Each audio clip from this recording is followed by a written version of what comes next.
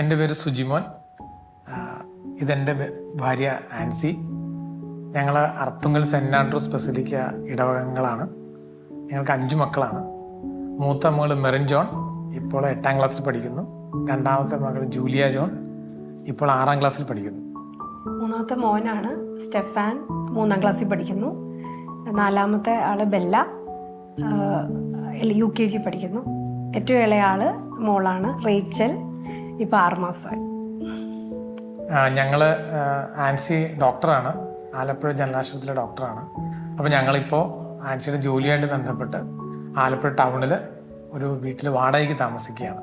അപ്പോൾ കുഞ്ഞുങ്ങളെല്ലാവരും 5 മക്കളിൽ 4 മക്കളും ആലപ്പുഴയിൽ തന്നെ 2 സ്കൂളുകളിലായിട്ട് പഠിക്കുന്നു.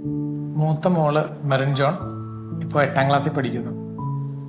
ഞങ്ങൾക്ക് ഏറ്റവും ഫെയ്ത്ത്ഫുള്ളായിട്ട് വീട്ടിലെ കാര്യങ്ങൾ ഏൽപ്പിച്ചിട്ട് പോകാൻ പറ്റുന്ന മോളാണ്. ഒരു കാര്യം പറഞ്ഞു കഴിഞ്ഞാൽ അവളുടെ പ്രായത്തിനൊത്ത പക്വതയിൽ അവൾ എല്ലാ കാര്യങ്ങളും കൃത്യമായിട്ട് ചെയ്യും. ഇപ്പം ഞങ്ങൾ 2 പേരും സ്ഥലത്തില്ലാത്തൊരു സമയത്താണെങ്കിൽ പോലും ഒരു അത്യാവശ്യം ഫോണിലൂടെ വിളിച്ചു പറഞ്ഞാൽ അത് കൃത്യമായിട്ട് ചെയ്യും. ഇപ്പം ഞങ്ങൾ എപ്പോഴും പറയും, ഞങ്ങൾ വിശ്വസിച്ച് ഏൽപ്പിച്ചിട്ട് പോകുന്നത് നിന്നെയാണ്. മെറിൻ നല്ലോണം ക്രാഫ്റ്റ് ചെയ്യും, വരക്കുകയൊക്കെ ചെയ്യും. അപ്പം നമ്മൾ പഠിപ്പിക്കുന്നുണ്ട്. അപ്പോൾ ഒത്തിരി പ്രൈസുകളൊക്കെ കിട്ടുന്നുണ്ട്. പിന്നെ ക്ലാസ്സിൽ നന്നായിട്ട് പഠിക്കും. രണ്ടാമത്തെ മോള് ജൂലിയ ജോൺ. ജൂലിയ ഇപ്പോൾ 6ാം ക്ലാസ്സിൽ പഠിക്കുന്നു. ജൂലിയ ഞങ്ങളുടെ ജീവിതത്തിൽ ഒത്തിരി കർത്താവിന് അനുഗ്രഹം കൊണ്ടുവന്ന മോളാണ്. അവൾ കുറച്ചുകൂടി ഒരു സ്പിരിച്വൽ ബീയിങ് ആയിട്ടാണ് ഞങ്ങൾക്ക് ഫീൽ ചെയ്യുന്നത്. എപ്പോഴും മനസ്സിലിങ്ങനെ ആത്മീയമായിട്ടുള്ള ചിന്തകൾ പങ്കുവെക്കുകയും അങ്ങനെ നമ്മളോട് അതുപോലത്തെ ചോദ്യങ്ങൾ ചോദിക്കുകയും അപ്പം നമ്മൾക്ക് തന്നെ ചിന്ത വരും, ഈ പ്രായത്തിലുള്ളൊരു കൊച്ചു ചോദിക്കുന്ന ഒരു ചോദ്യമല്ലല്ലോ ഇതെന്നൊക്കെ ഞങ്ങൾക്ക് തോന്നാറുണ്ട്. ജൂലിയ മോള് നല്ല ഹാർഡ് വർക്കിംഗ് ആണ്. ആളൊരു കലാകാരിയാണ്. അതായത് വയലിൻ ഇപ്പോൾ പഠിപ്പിക്കുന്നുണ്ട്, സ്റ്റാർട്ടിംഗ് ആണ്. പിന്നെ പാടും, അതിനൊരു മ്യൂസിക് സെൻസ് ഉള്ളതും പിന്നെ ഒരു പ്രസംഗം അങ്ങനത്തെ കാര്യങ്ങളിലൊക്കെ ഒരു ചെറിയതായിട്ടുള്ള ഒരു ടാലൻറ്റ് എക്സ്പ്രസ് ചെയ്യുന്ന ഒരാളാണ്. മൂന്നാമത്തെ പുത്രൻ സ്റ്റെഫാൻ. ഞങ്ങളുടെ ഒരേ പുത്രൻ സ്റ്റെഫാനാണ്, സ്റ്റെഫാൻ ജോ. 3ാം ക്ലാസ്സിൽ പഠിക്കുന്നു. ഞങ്ങളുടെ വീട്ടിലെ അനക്കം പുള്ളിയാണ്. പുള്ളി ഉണ്ടെങ്കിലാണ് ഈ വീട്ടിലെ 5 പേരിൽ ഞങ്ങളുടെ മക്കളോട് ഉണ്ടെന്നറിയുന്നത് എൻ്റെ പുത്രൻ്റെ പ്രസൻസിലാണ്. സ്റ്റെഫാൻ്റെ പ്രത്യേക സ്നേഹം ഭയങ്കരമുള്ള ആളാണ്. ഏറ്റവും ഇഷ്ടമുള്ള കാര്യം സ്പേസ് സയൻസ് പോലത്തെ കാര്യങ്ങളൊക്കെയാണ്. മോന് നല്ലോണം പഠിക്കും, ക്ലാസ്സിലൊക്കെ നന്നായിട്ട് പഠിക്കുന്നുണ്ട്. പിന്നെ പാടാനൊക്കെ ഉള്ളൊരു കഴിവുള്ള ആളാണ്. 4ാമത്തെ മോള് ബെല്ല ജോൺ, ഇപ്പോൾ UKG പഠിക്കുന്നു. ഞങ്ങളുടെ വീട്ടിലെ ഹാപ്പിയസ്റ്റ് ഡോട്ടറാണ് ബെല്ല. എല്ലാവരും ഇടയ്ക്കിടയ്ക്ക് വന്ന് കെട്ടിപ്പിച്ചൊരു ഉമ്മ കൊടുക്കും, എന്നിട്ടൊന്ന് ചിരിക്കും. അത് തന്നെ പറയാനുള്ള സന്തോഷമുള്ള ഒരു മോളാണ്. 5ാമത്തത് റേച്ചലാണ്. റേച്ചൽ ഇപ്പോൾ 6.5 മാസം പ്രായം മോൾക്ക്.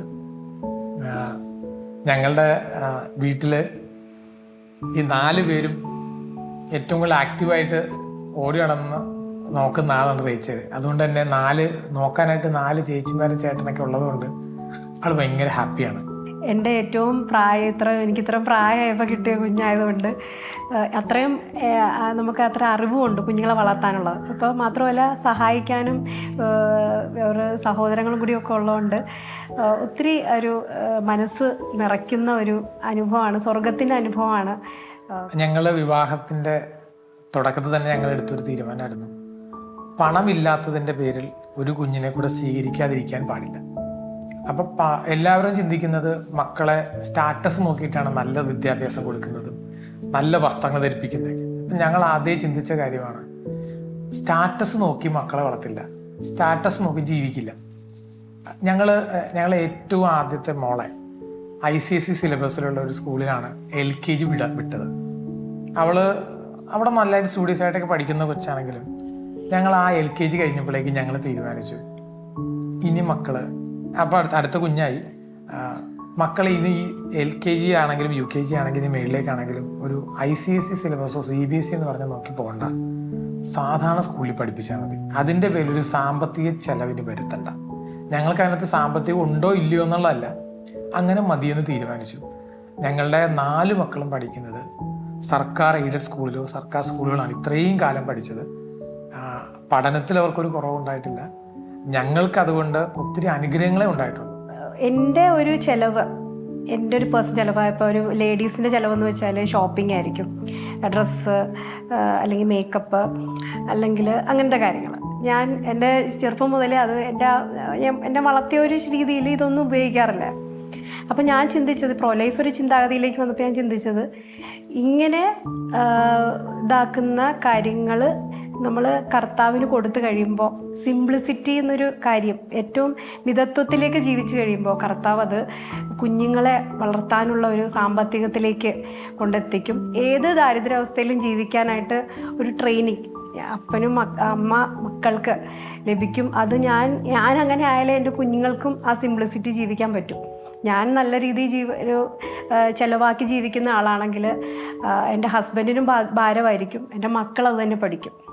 അപ്പോൾ ആ ഒരു സിംപ്ലിസിറ്റി, ഈശോയുടെ ആ ഒരു സിംപ്ലിസിറ്റിയിലേക്ക് വരാനായിട്ട് ഈ ഒരു ചിന്താഗതി എന്നെ ഹെൽപ്പ് ചെയ്തിട്ടുണ്ട്. ഇല്ല, ഒരേ നാട്ടുകാരാണെങ്കിലും ഒരിക്കലും തമ്മിലും കണ്ടിട്ടില്ല. പക്ഷേ കാഴ്ചപ്പാടുകൾ പ്രോ ലൈഫുമായിട്ട് ചേർന്നുള്ള കാഴ്ചപ്പാടുള്ളവരാണെന്ന് രണ്ടുപേരും കണ്ട് തിരിച്ചറിഞ്ഞു. അപ്പോഴേ ഞങ്ങളെടുത്ത തീരുമാനമാണ് കർത്താവ് തരുന്ന മക്കളെ കൈ നീട്ടി സ്വീകരിക്കും എന്നുള്ളത്, എത്ര മക്കളെ തന്നാലും.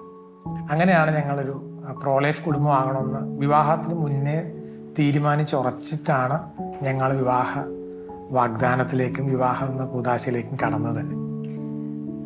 ഞാൻ ഈശോയെ അറിയുന്നത് 2007 അപ്പോൾ അതുവരെ ഒരു നിരീശ്വരവാദിയായിട്ടൊക്കെ ആയിരുന്നു ഞാൻ ജീവിച്ചുകൊണ്ടിരുന്നത്. കോളേജ് ലൈഫിലാണ് ഈശോയെ അറിയുന്നത്. ഈശോയെ അറിഞ്ഞ ശേഷമാണ് ജീവൻ്റെ വിലയും എൻ്റെ ലൈഫിൻ്റെ ഒരു അർത്ഥമൊക്കെ മനസ്സിലാക്കിയത്. അപ്പോൾ ഈശോ അറിഞ്ഞപ്പോൾ തന്നെ നമ്മൾ ആ ജീവനെ അറിയുമ്പോൾ തന്നെ നമ്മൾ പിന്നെ നമ്മുടെ ചിന്താഗതികളൊക്കെ മാറുകയാണ്. പിന്നെ എൻ്റെ പ്രൊഫഷൻ ഡോക്ടർ പ്രൊഫഷനാണ്. അപ്പോൾ നമ്മൾ ഏറ്റവും കൂടുതൽ ഇതുമായിട്ട് ടച്ച് വരുന്ന ആൾക്കാരാണ്. അപ്പോൾ എല്ലാ കാര്യങ്ങളും ഡീറ്റെയിൽ ആയിട്ട് ഞാൻ ക്ലാസ്സുകളൊക്കെ ഉണ്ടായിരുന്നു. ഇപ്പോൾ ഇല്ല, കോളേജിൻ്റെ ടൈമിലൊക്കെ. അപ്പോൾ നമ്മൾ എടുക്കുമ്പോൾ നമ്മൾക്കത് ബോധ്യമില്ലാത്തൊരു കാര്യം നമുക്ക് എടുക്കാൻ പറ്റില്ലല്ലോ. അപ്പോൾ എൻ്റെ ലൈഫിൽ അത് ഈശോയുടെ ചേർന്ന് പോകും എന്നൊരു തീരുമാനത്തിലാണ് പിന്നെ വിവാഹ ജീവിതത്തിലേക്ക് വരുമ്പോഴും ആ ഒരു പറഞ്ഞ കാര്യങ്ങൾ ജീവിതത്തിൽ പ്രാവർത്തികമാക്കാനായിട്ട് ഈശോയോടൊപ്പം മുന്നോട്ട് പോകാമെന്ന് വിചാരിച്ചത്. ഞങ്ങൾ രണ്ടുപേരുടെയും ജോലിയുടെ ഭാഗമായിട്ടുള്ള ഫോൺ ഉപയോഗമാണ് ഞങ്ങൾക്കുള്ളത് പ്രധാനമായിട്ടും. അല്ലാതെ ഒത്തിരി സമയം അതിന് വേണ്ടി കളയാറില്ല. സോഷ്യൽ മീഡിയയിലൊന്നും ഒത്തിരി ആക്റ്റീവായിട്ടുള്ള ആളുകളല്ല ഞങ്ങൾ രണ്ടുപേരും. അങ്ങനെ ആക്റ്റീവല്ല. ആൻസിക്ക് എനിക്ക് തോന്നുന്നത് പല സോഷ്യൽ മീഡിയ അക്കൗണ്ടുകൾ ആൻസി അതിൽ നിന്നൊക്കെ ഡിലീറ്റ് ചെയ്ത് പുറത്തായി വന്ന ആളാണ്. എൻ്റെ മക്കളുടെ മുമ്പിൽ നിന്ന് ഒളിച്ചിരുന്ന് എനിക്ക് കാണേണ്ട ഒന്നുമില്ല. അപ്പം സോഷ്യൽ മീഡിയയിൽ അങ്ങനെ ആക്റ്റീവ് അല്ലെങ്കിൽ പോലും അത്യാവശ്യത്തിന് എന്തെങ്കിലും നമ്മളുടെ ജോലിയായിട്ട് ബന്ധപ്പെട്ടൊക്കെയുള്ള ജീവിതത്തിലാണെങ്കിലും ഒത്തിരി വാട്സാപ്പ് ഗ്രൂപ്പുകളൊക്കെ കാര്യങ്ങളൊക്കെ ഉള്ളതാണ്. അപ്പം അതിനകത്തൊക്കെ ആണെങ്കിൽ പോലും അത് ഉപയോഗിക്കുമ്പോൾ മാത്രം അവരൊക്കെ അന്ന് കൂടെ ഇരുന്ന് കാണുന്നല്ലാതെ മക്കൾക്ക് ഫോൺ ഞങ്ങൾ കൊടുക്കില്ല. അവരെല്ലാവരോടും പറഞ്ഞിട്ടുണ്ട്, മൊബൈൽ ഫോൺ നിങ്ങളുടെ കളിക്കുന്ന ഒരു കളിപ്പാട്ടല്ല, ഇത് നിങ്ങളുടെ അപ്പൻ്റെ അമ്മയുടെ ഉപയോഗിക്കുന്ന ഒരു വസ്തുവാണ്. നിങ്ങൾക്ക് ഇത് ഉപയോഗിക്കേണ്ട തിരിച്ചറിവുള്ള കാലമാകുമ്പോൾ നിങ്ങൾക്ക് തരും, അതുവരെ നിങ്ങൾക്ക് തരില്ല. ഏറ്റവും കൂടുതൽ കുട്ടികളോട് സ്പെൻഡ് ചെയ്യുന്നത് ഞാനാണ്. കാരണം ഹസ്ബൻഡ് ബിസിനസ്സിൻ്റെ കാര്യങ്ങളായിട്ട് എപ്പോഴും ബിസി ആയിരിക്കും. അപ്പോൾ ഇത് തന്നെയാണ് ഞാൻ എപ്പോഴും ഓർക്കുന്നത്. ഞാൻ ചെയ്യുന്ന ഒരു കാര്യം മക്കളോട് ചെയ്യരുതെന്ന് പറയാൻ പറ്റില്ല. അതുമല്ല, എൻ്റെ ഒരു തെറ്റായ പ്രവണത ഈശോയിൽ നിന്ന് അവരെ അകറ്റാനും കാരണമാകും. വാട്സാപ്പ് യൂസ് ചെയ്യുന്നുണ്ട്, കാരണം എൻ്റെ ജോലി സംബന്ധമായിട്ടൊക്കെ ഉണ്ട്. അല്ലാതെയും ഇപ്പോൾ സിനിമയുടെ കാര്യങ്ങളൊക്കെ നമ്മൾ കുറച്ച് എക്സ്പോഷർ അവർക്ക് കൊടുക്കാറുണ്ട്. കാരണം കുട്ടികൾ സ്കൂളിലേക്ക് പോകുമ്പോൾ അവർ ഒറ്റപ്പെട്ടു പോകും. അപ്പോൾ അവരറിഞ്ഞിരിക്കണം ഇങ്ങനെയുണ്ട്, ഇങ്ങനത്തെ സിനിമകളുണ്ട്. എല്ലാ സിനിമകളൊന്നും കാണിക്കില്ല, നമ്മൾ കണ്ട് ബോധ്യപ്പെട്ട സിനിമകൾ മാത്രം നമ്മൾ കാണിക്കും. അതുപോലെ മൊബൈലിൽ കൂടെ കാണിക്കുന്നത് കുറവായിരിക്കും. നമ്മൾ ഒരുമിച്ചിരുന്ന് ടി വിയിൽ ഒരു സിനിമ വൺസ് ഇൻ എ വൈൽ കാണാറുണ്ട്. അപ്പോൾ അതിൽ നമ്മൾ ഒരുമിച്ചിരുന്നേ കാണുകയുള്ളൂ. അല്ലെങ്കിൽ ഞാൻ കണ്ട് ഉറപ്പുവരുത്തി, അല്ലെ ഹസ്ബൻഡ് കണ്ട് ഉറപ്പുവരുത്തിയൊരു സിനിമ മാത്രമേ അവരോട് കാണാൻ പറയുള്ളൂ. അത് അവർക്കൊരു മെസ്സേജ് തരുന്ന സിനിമയായിരിക്കും. ഇത് ഏത് ഭാഷയാവാം, എങ്ങനെയായിരിക്കാം. ആ ഫോണിൻ്റെ കാര്യങ്ങളായിരുന്നാലും ടി വിയുടെ കാര്യങ്ങളായിരുന്നാലും നമ്മളൊരു ഈശോയോട് ചേർന്ന് അവരെ നയിക്കാനായിട്ട് ശ്രമിക്കാറുണ്ട്.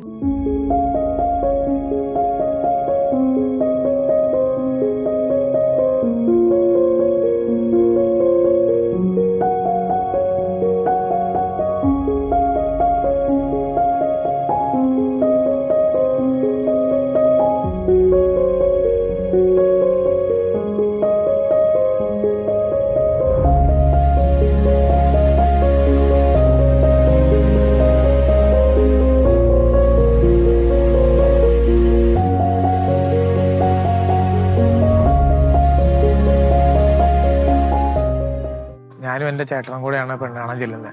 ഹസ്ബൻഡ് ഒരു പിങ്ക് ഷർട്ടും ബ്ലാക്ക് പാൻസുമാണ് ഇട്ടിരുന്നത്. അപ്പോൾ ആ സമയത്ത് ആൻസി ഒരു ചുരിദാറൊക്കെ ഇട്ട് എന്നെ പെട്ടെന്ന് വന്ന് കണ്ടു. അപ്പോൾ ആൻസിയുടെ അമ്മച്ചി പറഞ്ഞു, നിങ്ങൾക്ക് വേണമെങ്കിൽ സംസാരിക്കണമെങ്കിൽ അടുത്ത മുറിയിൽ പോയിരുന്നു സംസാരിച്ചോളാൻ പറഞ്ഞു. അപ്പോൾ ആദ്യത്തെ കാഴ്ചയിൽ തന്നെ നമുക്ക് ആ ഒരു ദൈവത്തിൻ്റെ ഒരു അനുഭവമുള്ളൊരു വ്യക്തിയാകുമ്പോൾ ആ ഒരു സൗന്ദര്യം, ആ ഒരു സ്നേഹം ആ മുഖത്ത് കാണാനുണ്ടായിരുന്നു. ഞാൻ പോരുന്ന സമയത്ത് ആൻസിയുടെ മുഖത്ത് നോക്കി പറഞ്ഞു, ഞാൻ വിവാഹം കഴിക്കുന്നുണ്ടെങ്കിൽ നിന്നെ ആയിരിക്കും എന്ന് പറഞ്ഞിട്ടാണ് ആ പെണ്ണുകാണൽ ചടങ്ങ് അവസാനിപ്പിച്ചത്. അപ്പോൾ നമുക്ക് സംസാരത്തിലൊക്കെ ആ ഒരു കോമൺ ഫാക്ടർ വരികയും നമ്മുടെ നമ്മൾ ഇതാണ് എൻ്റെ ആള് എന്ന് തിരിച്ചറിയാനായിട്ട് സാധിക്കുകയും ചെയ്തിട്ടുണ്ട്. ആൻസി എന്നെ കെയർ ചെയ്യുന്ന പോലെ ജീവിതത്തിൽ ആരും കെയർ ചെയ്തിട്ടില്ല. സ്നേഹമുള്ളൊരു മനുഷ്യനാണ്. നമ്മൾ ഒരു കാര്യം ചെയ്തില്ലെങ്കിൽ അതിനെപ്പറ്റി പരാതി പറയാതെ ആ കാര്യം കൂടെ അയാൾ സ്വന്തമായിട്ട് എടുത്ത് ചെയ്യും. പിന്നെ നല്ലൊരു ഹസ്ബൻഡും ഫാദറുമാണ്. എല്ലാ കാര്യങ്ങളിലും കെയറിങ് ആണ്. എൻ്റെ സ്പിരിച്വൽ ലൈഫിൽ എന്നെ ഏറ്റവും കൂടുതൽ ഹെൽപ്പ് ചെയ്യുന്നത്, ഈശോയുടെ എന്നെ ചേർത്ത് നിർത്തുന്നത് ആൻസിയാണ്. എല്ലാ കാര്യവും ആലോചിച്ചിട്ട് എടുക്കുള്ളൂ തീരുമാനം. ഞങ്ങൾ കല്യാണം കഴിക്കുന്നതിന് മുന്നേ തന്നെ തീരുമാനിച്ചാണ് നിങ്ങളുടെ പിണക്കങ്ങൾ സൂര്യാസ്തമം വരെ നീണ്ടു പോകാതിരിക്കട്ടെ എന്നുള്ള നമ്മൾ പാലിക്കണം എന്നുള്ളത്. ഏറ്റവും ആദ്യം അതിനകത്തൊരു സൊല്യൂഷൻ വരുന്നത് എൻ്റെ ഭാഗത്തു നിന്നായിരിക്കും. കാരണം എനിക്ക് ഒത്തിരി നേരം ഈഗോ പിടിച്ച് അങ്ങനെ നിൽക്കാൻ പറ്റില്ല. എന്ത് വില കൊടുത്തും ഞങ്ങൾക്കിടയിലുള്ള അഭിപ്രായ വ്യത്യാസങ്ങൾ അന്ന് രാത്രിക്കുള്ളിൽ പരിഹരിച്ചിരിക്കും. ഉറങ്ങി എണീക്കുമ്പോൾ ഒരാൾ ഈ ലോകത്തിലില്ലെങ്കിൽ തീരാത്ത മുറിവായി മറ്റേ ആൾക്ക് ശേഷിക്കുന്നുണ്ടാവും. അതിന് ഉത്തരം പറയേണ്ടി വരും നമ്മൾ കർത്താവിന് മുമ്പിൽ. എനിക്ക് ഏറ്റവും കൂടുതൽ എൻ്റെ ജോലി ചെയ്യുന്ന സമയം, ആ സമയത്ത് മക്കളുടെ കൂടെ ആയിരിക്കില്ല ഞാൻ ജോലി ചെയ്യുന്നത്. എൻ്റെ വാഹനം ഓടിക്കുന്നതിൻ്റെ ബിസിനസ്സിൻ്റെ ഭാഗമായിട്ട് ഒത്തിരി വാഹനം ഓടിക്കുന്നുണ്ട്. ഈ സമയത്തൊക്കെ ഞാൻ ഒറ്റയ്ക്കാണ്. ഞാനത് എൻ്റെ പേഴ്സണൽ പ്രേ ടൈമിലേക്ക് മാറ്റി വെച്ചു. അപ്പോൾ ചെയ്യുന്ന ഉള്ളിൽ എപ്പോഴും ഈശോയുടെ തിരുസ്വരൂപം, ക്രൂശിത രൂപം ഓർത്ത് കഴിയുമ്പോഴത്തേന് നമ്മുടെ കണ്ണിൽ നിന്ന് ഇങ്ങനെ വെള്ളം വരും. അപ്പോൾ എനിക്ക് എൻ്റെ അപ്പനോട് വികാരമുണ്ട്, ആ സ്നേഹം ഉണ്ടെന്നുള്ളത് ഒരു തോന്നുന്ന രീതിയിൽ ഈശോയെ പറ്റി പറയുകയോ അപ്പോൾ ഇമോഷണൽ ആവാറുണ്ട്. അപ്പോൾ അത് ഞാൻ ആ ഒരു ഫീലിംഗ് ഈശോയ്ക്ക് എൻ്റെ ആരാധനയായിട്ട് സമർപ്പിക്കാറുണ്ട്. അപ്പം ഞാൻ ചെയ്യുന്ന 2-3 കാര്യങ്ങളൊന്ന്, ഏറ്റവും കൂടുതൽ വചനപ്രഘോഷണങ്ങൾ, വചനത്തെ പറ്റി പഠിക്കുന്ന പഠനങ്ങൾ കേൾക്കുകയും ഈശോയോട് വ്യക്തിപരമായിട്ട് സംസാരിക്കുന്നതൊക്കെ എൻ്റെ യാത്രകളിലും എൻ്റെ ജോലി ചെയ്യുന്ന സമയങ്ങളില്ല. എൻ്റെ തിരക്കുകളിൽ ബുദ്ധിമുട്ടുകളിലൊക്കെ പോകുമ്പോഴും ഞാൻ ഈശോ ഒരു പേഴ്സണൽ പ്രയർ ഒരു സ്റ്റാൻഡേർഡ് ആയിട്ടുള്ള രീതിയിൽ ചെയ്യുന്നതിന് പറ്റാത്തപ്പോഴും എപ്പോഴും ഈശോയെ ഞാൻ നിന്നെ സ്നേഹിക്കുന്നു, അല്ലെങ്കിൽ ദാവീദിൻ്റെ പുത്രനായ ഈശോയെ എൻ്റെ മേൽ കരുണയായിരിക്കണമേ, ഇങ്ങനെയുള്ള സുഹൃദേവങ്ങൾ ചെല്ലാനും ഈശോയെ ഓർക്കാനും പാട്ടുകൾ കേൾക്കാനും ഒക്കെ ശ്രമിക്കാറുണ്ട്. ഞങ്ങളുടെ ഫാമിലിയെ സംബന്ധിച്ച് എനിക്ക് പറയാൻ പറ്റുന്നത്, ഞങ്ങൾ വിവാഹം കഴിച്ച് 4-ാം ദിവസം ഞങ്ങൾ സ്വന്തമായിട്ട് വാടകയ്ക്ക് വീടെടുത്ത് തിരുവനന്തപുരത്ത് താമസിച്ച് തുടങ്ങിയ ആളുകളാണ്. ഇപ്പോൾ ഞങ്ങൾ താമസിക്കുന്ന വാടക വീട്, കുടുംബമായിട്ട് താമസിക്കുന്നത് 12ാമത്തെ വാടക വീടാണ്. ഈ ഇത്രയും കാലം 4 ജില്ലകളിലായിട്ട് ഞങ്ങൾ 5 മക്കൾ ഞങ്ങൾക്ക് തരുന്ന സമയത്തേക്ക് ഈ 12 വീടുകളിൽ ഞങ്ങൾ മാറി താമസിച്ചിട്ടുണ്ട്. എങ്കിൽ പോലും ഞങ്ങളുടെ പാരൻസുമായിട്ടുള്ള ബന്ധവും അവരുടെ എൻ്റെ മക്കൾക്ക് ആ ഗ്രാൻഡ് പാരൻസ് കിട്ടുന്ന സ്നേഹം ഒന്നും നഷ്ടപ്പെട്ടിട്ടുമില്ല. എല്ലാവരും ഉൾപ്പെടുത്തി ജീവിക്കണം എന്ന് തന്നെയാണ് ആഗ്രഹിച്ചുകൊണ്ട് തന്നെയാണ് വരുന്നത്. പക്ഷേ നമ്മളുടെ സാഹചര്യങ്ങൾ, ജോലിയുടെ സാഹചര്യങ്ങളാകാം, കുഞ്ഞുങ്ങളുടെ കാര്യങ്ങൾ, പഠനം, കൂടുതലും എൻ്റെ ജോലി സംബന്ധമാണ്. എനിക്ക് ഓരോ ഹെൽത്ത് സർവീസിലായതുകൊണ്ട് ഒരു 3 വർഷം കൂടുമ്പോൾ ട്രാൻസ്ഫർ വരും. അപ്പോൾ ഒരിക്കലും നമുക്ക് ഗ്രാൻഡ് പാരൻസിൻ്റെ കൂടെ ഫുൾ ടൈം നിന്നൊരു സ്ഥലത്ത് ജീവിക്കാനുള്ളൊരു സാഹചര്യം കുറവായിരിക്കും. അപ്പോൾ ഉള്ള സമയത്ത് നമ്മളത് നന്ദിയോടുകൂടി ഓർത്തിട്ടുണ്ട്. ഞങ്ങളുടെ ഇൻലോസ് വളരെ ഹെൽപ്പിംഗ് ആണ്, എല്ലായിടത്തും നമ്മളെ സപ്പോർട്ട് ചെയ്യുന്ന ആൾക്കാരാണ്. ഭാര്യയുടെ ജോലിയും മക്കളെ വളർത്തുന്നതും വല്ലപ്പോഴും മാത്രം ഞാൻ വരുന്നൊരു സിറ്റുവേഷനിലേക്ക് പോയപ്പോഴേക്കും എനിക്ക് മനസ്സിലായി, കർത്താവ് ഞങ്ങളെ പരമേൽപ്പിച്ച ആദ്യത്തെ ഉത്തരവാദിത്വം കുടുംബജീവിതവും മക്കളെയാണ്. ഈ സമ്പാദിക്കുന്നത് പോലും ഈ മക്കൾക്ക് വേണ്ടിയിട്ടാണല്ലോ. അപ്പം ഈ സമ്പാദിച്ച് തിരിച്ചു വരുമ്പം നല്ല രീതിയിൽ മക്കളെ വളർത്തിയില്ല എന്നുണ്ടെങ്കിൽ അവർക്ക് സമയം കൊടുത്ത് അപ്പൻ്റെ സ്ഥാനം അപ്പന് തന്നെ കൊടുക്കാൻ പറ്റുള്ളൂ. അത് വേറെ ആര് കൊടുത്താലും ശരിയാവില്ല.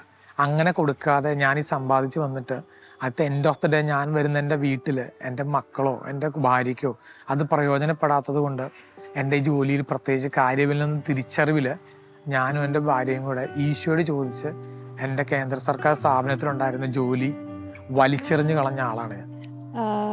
ഏതൊരു കപ്പിളിനും വേണ്ട ഒരു കാര്യമാണ് സ്വകാര്യ സമയം. നമ്മൾ എത്ര ബിസി ആണെങ്കിലും, എത്ര ഇപ്പം 5 മക്കളുണ്ട്, അവരുടെ കാര്യങ്ങളൊക്കെ തന്നെയായിട്ട് തന്നെ, പക്ഷേ കർത്താവ് ഏൽപ്പിച്ചത് നമ്മുടെ ഭർത്താവിനെയാണ്.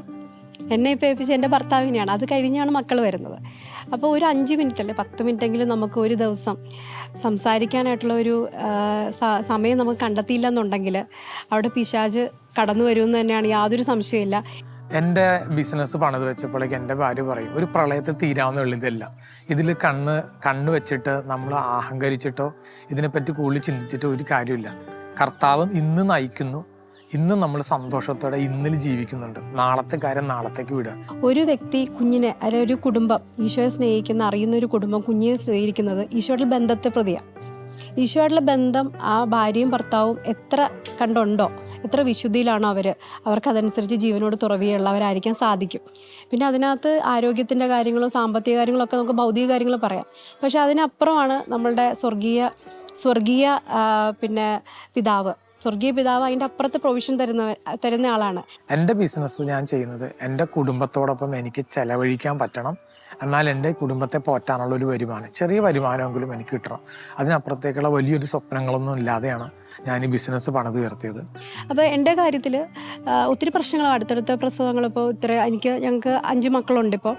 അപ്പോൾ അതിൻ്റേതായ ശാരീരിക ബുദ്ധിമുട്ടുകളും സാമ്പത്തിക ബുദ്ധിമുട്ടുകളും എല്ലാത്തിലും കൂടെ കടന്നു പോയിട്ടാണ് ഞങ്ങൾ ജീവിക്കുന്നത്. നമുക്ക് സുഖകരമായ ജീവിതമൊന്നുമല്ല.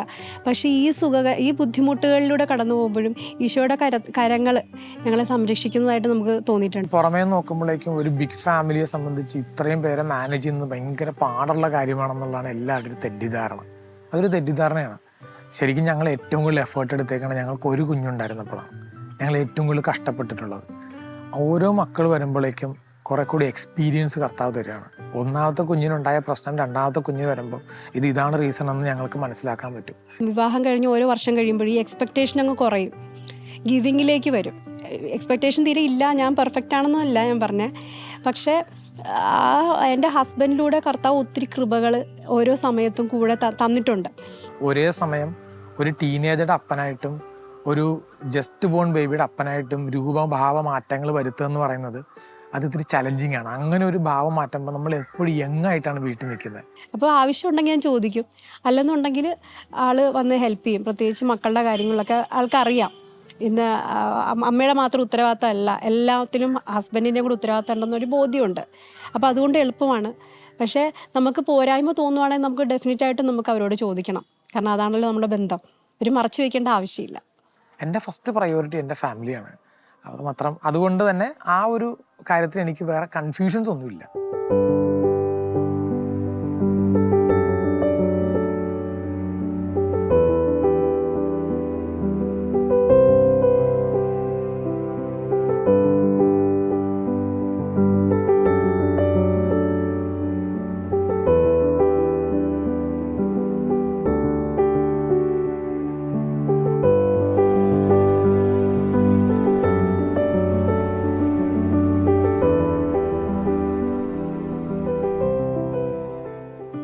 എൻ്റെ മക്കളെയും കൊണ്ട് കേരളത്തിന് പുറത്തേക്ക് പോയത് ജീസസ് യൂത്തിൻ്റെ നാഷണൽ കോൺഫറൻസ് ജാഗോ നടന്നപ്പോഴാണ്. അപ്പോൾ അവരുടെ ജീവിതത്തിൽ അവർ ഇതുവരെ വിമാനയാത്ര പോലും നടത്തിയിട്ടില്ലായിരുന്നു. അതിനുവേണ്ടി പൈസയൊക്കെ സംഘടിപ്പിച്ച് അവരെല്ലാവരും കൂട്ടി ഒരു വിമാനയാത്രയൊക്കെ നടത്തിയാണ് ജാഗോ കോൺഫറൻസ് പങ്കെടുത്തത്. പിന്നെ ഞങ്ങൾ ഇടയ്ക്കിടയ്ക്ക് ഔട്ടിങ്ങിന് പോകാറുണ്ട്. കൂടുതലും വലിയ ഔട്ടിംഗ് അല്ല, വൺസിന് ഇടയ്ക്ക് ഒന്ന് നല്ല സന്തോഷകരമായ സമയങ്ങളിലൊക്കെ വെളിയിൽ പോയിട്ട് ഭക്ഷണം കഴിക്കാറുണ്ട്, ഹോട്ടലിൽ ഭക്ഷണം കഴിക്കുക. അതാണ് ഏറ്റവും മെമ്മറബിൾ ആയിട്ടുള്ളത്. അപ്പം ഞങ്ങൾ മക്കളുടെ പറയും, നമുക്ക് ഹോളി ലാൻഡിൽ പോകണം, റോമിൽ പോകണം, ആഗ്രഹം നമ്മൾ വെച്ചാൽ മതി, ഈശോ കൊണ്ടുപോകും. അതിൻ്റെ സാമ്പത്തികം ഒന്നുമല്ല, നമ്മൾ ആഗ്രഹിച്ചാൽ ഈശോ കൊണ്ടുപോകും. ഈശോ ജനിച്ച് ജീവിച്ച് മരിച്ചു ഉയർത്തെഴുന്നേറ്റ നാടും മാർപ്പാപ്പയൊക്കെ നമുക്ക് കാണണം എന്ന് ഞങ്ങൾ പറയാറുണ്ട്. ഈശോയെ അറിഞ്ഞതിന് ശേഷം മുതൽ ഈശോ അറിയാത്തവരെ കാണുമ്പോൾ ഒരു ഭാരമാണ്. കാരണം ഞാൻ ഈശോയെ അറിഞ്ഞുകൊണ്ടല്ലേ ഞാൻ ഇത്രയും സന്തോഷത്തിൽ ജീവിക്കുക. ഈശോ അറിയാത്തവർ, കാരണം ഞാൻ ഈശോ അറിയാതിരുന്ന കാലത്ത് എങ്ങനെയാണോ അങ്ങനെയല്ലേ അവരിപ്പോഴും. ഞാൻ ജീസസ് യൂത്തിലൂടെയാണ് ഫോം ചെയ്യപ്പെട്ടത്. എൻ്റെ ഒരു ജീവിതത്തിൽ എൻ്റെ പേഴ്സണാലിറ്റി അല്ലെങ്കിൽ എന്നെ സ്വയം കണ്ടെത്താനായിട്ട് എന്നെ സഹായിച്ചത് ജീസസ് യൂത്ത് മൂവ്മെൻറ്റാണ്.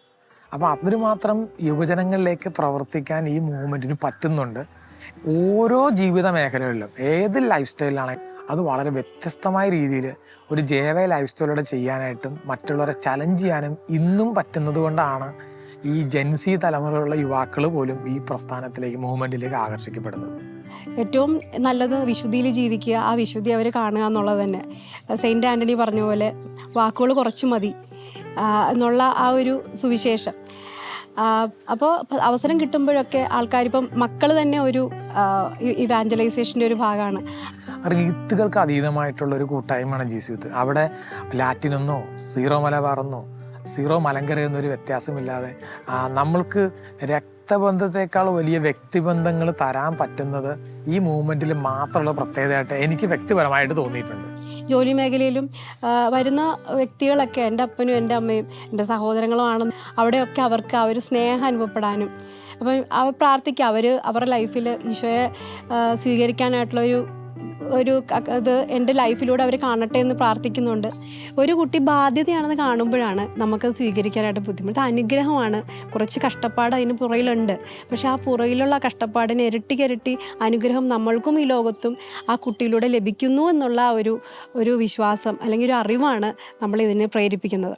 യഥാർത്ഥ വിവാഹ ജീവിതത്തിലൂടെ പ്രത്യേകിച്ച് ഒരു കൗദാശിക ജീവിതത്തിൽ കൂടെ കടന്നു പോകുന്ന വിവാഹം എന്ന കൂദാശയെ അതിൻ്റെ അർത്ഥത്തിലും അതിൻ്റെ കൃപയിലും സ്വീകരിച്ച് കടന്നു പോകുന്ന ഒരു കുടുംബത്തെ സംബന്ധിച്ച് വിവാഹവും മക്കളും കുടുംബജീവിതവും വലിയൊരു ബ്ലെസ്സിങ്ങാണ്. സമയമാകുമ്പോൾ നമ്മുടെ വിവാഹപ്രായം ഏതാണ് അതിന് ഒരുങ്ങുക, അറ്റ്ലീസ്റ്റ് ആ പ്രായത്തിൽ ഒരുങ്ങാൻ ശ്രമിക്കുക. ചെറുപ്പം മുതലേ നമ്മൾ ആ ഒരു രീതിയിൽ നമ്മളുടെ ആരോഗ്യവും നമ്മുടെ മനസ്സും ഒക്കെ കരുതി പോകേണ്ടി വരും. പിന്നെ പ്രാർത്ഥനാ ജീവിതത്തിൽ ഇതെപ്പോഴും പ്രാർത്ഥിച്ചുകൊണ്ട് തന്നെ മുന്നോട്ട് പോവുക. എൻ്റെ വിളിക്കനുസരിച്ചുള്ള വിശുദ്ധിയും ആരോഗ്യവും തന്നെ ഞാൻ പറയും, രണ്ടും വേണം ഒരമ്മ എന്നുള്ള നിലയ്ക്ക്. നമ്മൾ സമ്പാദിക്കുന്നത് നമ്മുടെ സ്വത്തല്ല, കർത്താവ് വരുന്ന കാശാണ്. ഞങ്ങൾ രണ്ടുപേരും കൂടെ പറഞ്ഞ് സംസാരിച്ച് ദശാംശം സൂക്ഷിക്കാനായിട്ട് ഒരു ബാങ്ക് അക്കൗണ്ട് തന്നെ ഉണ്ടായിരുന്നു. ആ അക്കൗണ്ടിലേക്ക് രണ്ടുപേർക്കും ശമ്പളം കിട്ടുമ്പോൾ ദശാംശത്തിൻ്റെ തുക ആ അക്കൗണ്ടിലേക്ക് എടുത്ത് മാറ്റി ചെയ്യും. ഞങ്ങളുടെ കയ്യിൽ ഉണ്ടെങ്കിലും ഇല്ലെങ്കിലും സാഹചര്യം അങ്ങനെ ഒരു സാഹചര്യം ഉണ്ടായാൽ കർത്താവിൻ്റെ കാശാണ്, അതങ്ങ് കൊടുക്കും.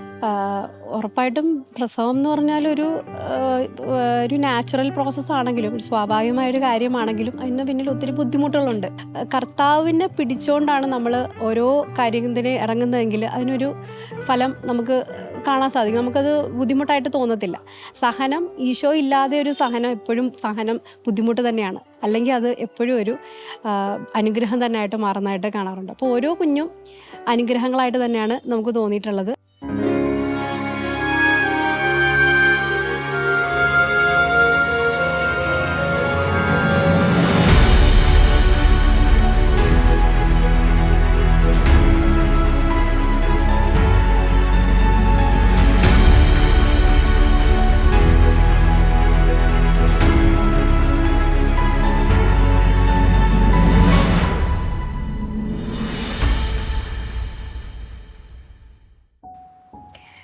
കുടുംബ പ്രാർത്ഥന എല്ലാ ദിവസവും ഒരു വൈകുന്നേരം ഒരു 7 മണി തൊട്ട് ഏതെങ്കിലും ഒരു ടൈമിന് നമ്മൾ ചെയ്യാൻ ശ്രമിക്കാറുണ്ട്. പിന്നെ മതബോധനത്തിൻ്റെ കാര്യമാണെങ്കിലും എല്ലാവരും സ്കൂളിൽ പഠിക്കുന്ന അതേ ക്ലാസ്സിൽ തന്നെ നമ്മൾ കാറ്റക്കിസത്തിന് വിടുന്നുണ്ട്. നമ്മൾ ഇവിടെ അടുത്ത് മൗണ്ട് കാർമൽ ചർച്ചിലാണ് പോകുന്നത്. ഇവിടെ വാടക വീടായതുകൊണ്ട് അടുത്തുള്ള പിന്നെ അവർ നല്ല രീതിയിൽ മതബോധനത്തിൻ്റെ എല്ലാ കാര്യങ്ങളും അവർ ഉൾക്കൊണ്ട് സന്തോഷത്തോടു കൂടിയാണ് പോകുന്നത്. നമ്മൾ കുടുംബ പ്രാർത്ഥനയോട് ചേർന്ന് ഒരു ബൈബിൾ വായന ഉണ്ടാവും. അപ്പോൾ അത് അവർ എക്സ്പ്ലെയിൻ ചെയ്ത് കൊടുക്കാറുണ്ട്. എല്ലാ സ്ഥലങ്ങളും ഞങ്ങൾ ഏതിടവ ചെന്നാലും ഏത് സ്ഥലത്ത് ചെന്നാലും അവിടെ തൊട്ടടുത്തുള്ള ഇടവ കണ്ടുപിടിച്ച് കുഞ്ഞുങ്ങളെ കാറ്റഗിസത്തിന് കൊണ്ടുപോകുന്നത് ഞങ്ങളുടെ പ്രധാനപ്പെട്ട ഉത്തരവാദിത്തമാണ്. ഞായറാഴ്ച ദിവസം കാറ്റഗിസമായിരിക്കും ഏറ്റവും പ്രധാനപ്പെട്ട കാര്യം. അത് കഴിഞ്ഞേ അവിടെ എന്ത് തിരക്കുള്ളൂ. സ്കൂളുമായിട്ട് ബന്ധപ്പെട്ട് മറ്റെന്തെങ്കിലും ഡാൻസ് പ്രോഗ്രാം എന്തെങ്കിലും ഉണ്ടെങ്കിലും കാറ്റഗിസം കളഞ്ഞിട്ടുള്ള ഒരു പരിപാടിയാണെങ്കിൽ ഞങ്ങളത് വേണ്ടെന്ന് വയ്ക്കും, കാറ്റഗിസിന് വിടും. ഞങ്ങൾ രണ്ടുപേരും ജീസസ് യൂത്തുകളാണ്. അതുകൊണ്ട് തന്നെ ജീസസ് യൂത്ത് എന്ന കമ്മ്യൂണിറ്റി ആയിട്ട് വളരെ ഇടകലർന്ന് ജീവിക്കുന്ന ഒരു ആളുകളാണ് ഞങ്ങളും ഞങ്ങളുടെ കുടുംബം മുഴുവനും. കേരളത്തിലെ ജീസസ് യൂത്ത് ഫാമിലി സ്ട്രീം ആദ്യം ഫോം ചെയ്യുന്ന സമയത്ത് ആ കേരള ടീമിൽ ഞങ്ങളുടെ ഫാമിലി ഉണ്ടാവാനായിട്ടുള്ള അനുഗ്രഹം കർത്താവ് തന്നതാണ്. അപ്പം അന്ന് മുതൽ ഞങ്ങളുടെ മൂത്ത മോൾക്ക് ആ സമയത്ത് കൊച്ചുകുട്ടിയാണ്, രണ്ടാമത്തെ ജൂലി ആ സമയത്ത് കൈക്കുഞ്ഞാണ്. അപ്പോൾ ആ കാലഘട്ടം മുതൽ ഞങ്ങൾ ജീസസ് യൂത്തിൻ്റെ ഫാമിലി മിനിസ്ട്രിയുമായിട്ട് ഫാമിലി സ്ട്രീമുമായിട്ട് കണക്റ്റഡാണ്. ജീസസ് യൂത്തിൻ്റെ ആയിട്ടുള്ള എല്ലാ പ്രോഗ്രാമുകളിലും ഞങ്ങൾ ഉറപ്പായിട്ട് പങ്കെടുക്കുന്നവരാണ്. മൂത്ത കുട്ടികളൊക്കെ ഇപ്പോൾ ഒരു ടീനേജിലേക്കൊക്കെ വരുമ്പോൾ എപ്പോഴും ആ ഒരു ചിന്ത ഉണ്ടായിരുന്നു, എങ്ങനെയാണ് ഇവരെ ഒന്ന് കൈകാര്യം ചെയ്യുക, അവരുടെ ഫെയ്ത്ത് കാര്യങ്ങൾ. അപ്പം അവരോടൊരു ഫ്രണ്ടായിട്ടിരിക്കാനായിട്ട് എപ്പോഴും ഞാൻ ആദ്യമൊക്കെ ശാസിച്ച പോലെ ഇപ്പോൾ ശാസിക്കുന്നില്ല. കുഞ്ഞുങ്ങളെ ആയിരിക്കും കൂടുതൽ ശാസിക്കുന്നത്. ഇവരോട് കുറച്ചുകൂടി ശാസന കുറഞ്ഞ് അങ്ങനെ. അപ്പോൾ അവർ നമ്മുടെ അടുത്ത് വന്ന് ഓരോ ഡൗട്ട് ചോദിക്കും. പ്രത്യേകിച്ച് അവരുടെ ഡൗട്ട്സ് എല്ലാം ഞാൻ 10 കൽപ്പനകളിലേക്ക് ചേർത്ത് വയ്ക്കും. അപ്പോൾ എളുപ്പമാണ് നമുക്ക് അവരെ വഴി നടത്താനായിട്ട്. പിന്നെ അവരെ ഹെൽപ്പ് ചെയ്യുന്ന ഒരു സംഭവമാണ് നമ്മൾ TV, അവരെ ഫെയ്ത്തിന് വേണ്ടി TV ഉപയോഗിക്കുക അവരെ. അതായത് ഒരു എക്സാമ്പിൾ പറയുകയാണെങ്കിൽ ചോസൺ എന്ന് പറഞ്ഞ ഒരു സീരീസ് നമ്മൾ അപ് ടു ഡേറ്റ് എല്ലാവർക്കും അറിയാം. കാരണം അതിൻ്റെ സബ് ടൈറ്റിൽസൊക്കെ ഉള്ളതുകൊണ്ട് കുട്ടികൾക്ക് മനസ്സിലാവും. അപ്പോൾ ഈ ചോസൺ വന്ന ശേഷം, ചോസണിന് നമ്മൾ സീരീസ് എല്ലാം കാണുന്നതുകൊണ്ട് ഈശോയെ അവർ ഞാൻ ഈശോയെ എങ്ങനെ അറിയുന്നു എന്നുള്ളത് പോലെ എൻ്റെ മക്കൾ, അല്ലെങ്കിൽ എൻ്റെ ഹസ്ബൻഡ് എങ്ങനെ ഈശോയെ അറിയുന്നു എന്നുള്ളത് പോലെ തന്നെ ഒരു ഫ്രണ്ടായിട്ട് ഈശോയെ ഇൻട്രൊഡ്യൂസ് ചെയ്യാൻ ഈ സീരീസ് ഒത്തിരി ഹെൽപ്പ് ചെയ്തിട്ടുണ്ട്. ഞങ്ങളുടെ വിവാഹം കഴിഞ്ഞ സമയത്ത് എനിക്ക് വിദേശത്തേക്ക് ജോലി കിട്ടി പോകാനായിട്ടുള്ളൊരു സാധ്യത തെളിഞ്ഞു വന്നായിരുന്നു. അപ്പം ആൻസി എന്നോട് പറഞ്ഞു, കല്യാണം കഴിച്ച എന്നെയല്ലേ, ജോലിയല്ലല്ലോ, കഞ്ഞി കുടിച്ചിട്ടാണെങ്കിലും ഒരുമിച്ച് കഴിഞ്ഞാൽ വരുന്നത്. അപ്പോൾ അന്ന് പറഞ്ഞ ആ ഒരു വാക്കാണ്, ഞങ്ങളുടെ ലൈഫാണ് ഇമ്പോർട്ടൻറ്റ്, ഒരുമിച്ച് ജീവിക്കുക എന്നുള്ളതാണ് ഏറ്റവും പ്രധാനപ്പെട്ടത്, സാമ്പത്തികമോ മറ്റു കാര്യങ്ങളോ അല്ല. ഞങ്ങൾ മക്കളെ സ്വീകരിച്ചപ്പോഴേക്കും ഓരോ മക്കളെ കർത്താവ് തന്നപ്പോൾ അതൊരു പാക്കേജ് ആയിരുന്നു. അതിനകത്ത് വേണ്ട ആ കുഞ്ഞിനെ പോറ്റാനായിട്ടുള്ള എല്ലാ ഭൗതിക സാഹചര്യങ്ങളും കർത്താവ് തന്നിട്ടുണ്ട്. അപ്പം നവദമ്പതികളോട് എനിക്ക് പറയാനായിട്ട് തോന്നുന്നത്, ഒന്ന്, ഏതൊക്കെ സാഹചര്യമാണെങ്കിലും ഒരുമിച്ച് ജീവിക്കാനായിട്ടായിരിക്കണം അവർ തീരുമാനിക്കേണ്ടത്. കാരണം ദൈവം അവരെ യോജിപ്പിച്ചതാണ്. അത് ജോലിയുടെ പേരിലാണെങ്കിലോ എന്ത് സിറ്റുവേഷൻ ആണെങ്കിലും പല സ്ഥലങ്ങളിലായിട്ട് ജീവിക്കാനോ ഉള്ള തീരുമാനം എടുക്കരുത്. ഒരുമിച്ച് തന്നെ ജീവിക്കണം. പിന്നെ മക്കളെ സ്വീകരിക്കുമ്പോൾ ഞാനിനി എന്ത് ചെയ്യുമെന്നുള്ള ആഗ്രഹങ്ങൾ വേണ്ട. കർത്താവ് തരുന്ന മക്കളാണെങ്കിൽ ആ മക്കളെ നോക്കാനുള്ള എല്ലാ സൗഭാഗ്യങ്ങളും കർത്താവ് തന്നെ തന്നിരിക്കും. ഈശോയെ ചേർത്ത് പിടിച്ചിട്ട് ഞാൻ പ്രൊപ്പോസൽസ് ഫേസ് ചെയ്തിട്ടുള്ളൂ. ഒറ്റയ്ക്കാവുമ്പോൾ പ്രാർത്ഥനയും കാര്യങ്ങളൊക്കെ എളുപ്പമാണ്. പക്ഷേ കല്യാണം ആകുമ്പോഴത്തേക്കും അതുവരെ എല്ലാ കാര്യങ്ങളും ഈശോയ്ക്ക് ചേർന്ന് ജീവിച്ചിട്ട് കല്യാണത്തിൻ്റെ കാര്യം വരുമ്പോൾ മാത്രം ആരെങ്കിലും കെട്ടി, വീട്ടുകാരുടെ ഒരു പ്രഷറായിരിക്കാം, അല്ലെങ്കിൽ ഒരാൾക്കാരുടെ ഒരു ചിന്ത, ഇമാജിനേഷൻസ് ആയിരിക്കാം, സൗന്ദര്യമായിരിക്കാം വേണ്ടത്, അല്ലെങ്കിൽ നല്ല ജോലി ആയിരിക്കണം, സമ്പത്ത് വേണം. അപ്പം അങ്ങനെ വെച്ചുകൊണ്ടാണ് നമ്മളൊരു വിവാഹത്തെ, ഒരു പ്രൊപ്പോസലിനെ അപ്രോച്ച് ചെയ്യുന്നതെങ്കിൽ ഈശോ എന്നൊരു ഫാക്ടർ അവിടെ വരില്ല. പക്ഷെ എന്തുകൊണ്ട് വിവാഹം എന്നുള്ള കൂദാശയിലേക്ക് വരുമ്പോൾ നമ്മളുടെ ആ ഒരു ദൈവം തന്ന വിൽ പവർ നമ്മൾ എന്തുകൊണ്ട് ഈശോയ്ക്ക് വേണ്ടി ഉപയോഗിക്കുക? ഈശോയെ നിനക്ക് ചേർന്ന്, എൻ്റെ ജീവിത അവസാനം വരെ ചേർന്ന് ഞാൻ നിൽക്കുന്നതനുസരിച്ചുള്ള ഒരു ജീവിത പങ്കാളി എനിക്ക് തരാം, ബാക്കിയെല്ലാം ഞാൻ സഹിക്കാം. കാരണം ഇതാണ് ഏറ്റവും പ്രധാനം എന്ന് വെച്ചിരുന്നാൽ ഈശോ അതെല്ലാം നോക്കി നമ്മളെ ഈശോയുടെ സ്നേഹത്തിൽ നിലനിർത്തും എന്നുള്ളതാണ് എൻ്റെ ജീവിതത്തിൽ എനിക്ക് മനസ്സിലായിട്ടുള്ളത്.